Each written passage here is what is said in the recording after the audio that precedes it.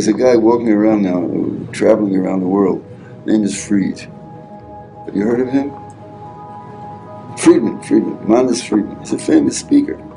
Someone sent me in some quotations of things that he says. He says there's no schar v'einish. Today, because of how long the Golus has gone on, there isn't a Jew in the world who deserves punishment, no matter what he does. He says the Rebbeinu Shalom is angry at himself for making people do averos. Ever such a thing?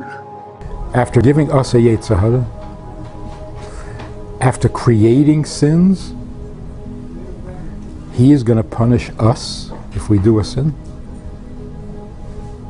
That sounds like a monster. Rebbeinu Shalom gets angry at himself. First of all, he gets angry. Secondly, he's angry at himself, and he calls people to do averos. All these are distortions of things that he learned in Kabbalah. He's a Lubavitcher. Things he learned in Kabbalah without understanding them and translating them into human terms, and to misconstruing them. He's a Berber Sahabim. He goes around teaching people, hundreds and thousands. He's a popular lecturer. He has a nice tongue. He means well, but he goes around saying these things to people.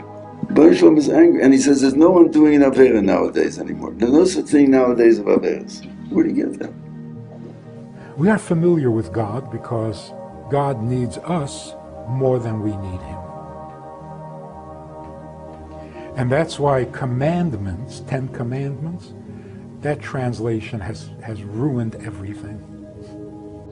Based on whatever he understands the Kabbalah. His misconceptions of Kabbalah, or Lubavitch, whatever they teach him there. He heard a certain idea that there's a midas a chesed, midas a rachamim. So he misinterprets things. Everything he says can be misinterpreted. I know his sources. Misinterpretations of all of them. But he's an amoritz.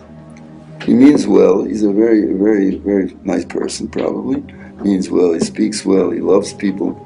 But to teach people that there's no averis anymore, he's shrekov. It's apikusis. There's no averis. What about the whole time that it tells the Vayom Shumat Yishma Mitzvaysa? He doesn't say Kriya Shema every day. He says there's no schar v'einish nowadays. Christians are afraid of hell. Right.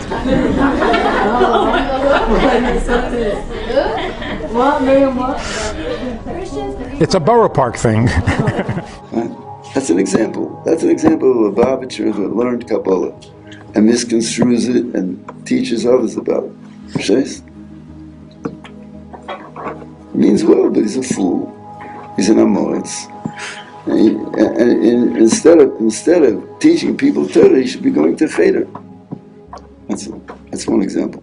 I hope this is on tape because it should be before. As soon as you say God has commandments, he's no longer friendly. He's not the one who's needy. Now you got to watch your step because you violated a commandment. That's not Jewish thinking.